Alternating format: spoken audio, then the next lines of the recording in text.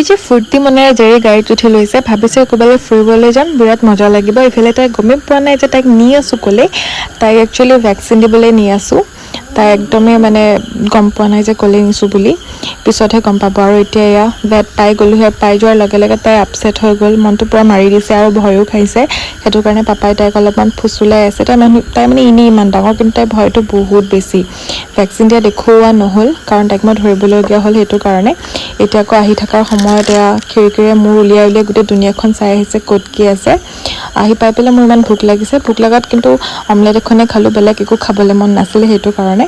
এতিয়া আকৌ মোৰ কাজিনজনী আহিছে বোলে, তাইকো এপাক লগ কৰি আহোঁগৈ বুলি ভাবি তাইৰ ওচৰলৈ আহিলোঁ। তাহাঁতৰ নতুনকৈ মেকুৰী পোৱালি কেইটামান জন্ম হৈছে, সেইকাৰণে এইকেইটা আগৰকেইটা অকণমান ডাঙৰ হৈছে, নতুনকৈ আকৌ পোৱালি দুটা জন্ম হ'লেই সিহঁতৰ। এইকেইটাও পূৰাত মৰম লগা। ঘৰ আহি পাই পেলাই জেৰিক বোলো মাংসৰে ভাত কেইটামান দি চাওঁ খায়নে নাখায়, কাৰণ গাটো যিহেতু বেয়া আছিলে তাইৰ, নাখালে আকৌ মনটো বেয়া লাগিব মোৰে। গাটো বেয়া বুলি ভাবি পেলাই তাই খাইছে, খোৱাৰ কাৰণেহে মনটো ভাল লাগিছে। আৰু এতিয়া জেৰিৰো বাতি খতম হ'ল। মোৰো আজি ব্লগটো ইমানতে সমাপ্ত কৰোঁ। আজিলৈ আহিছোঁ, বাই।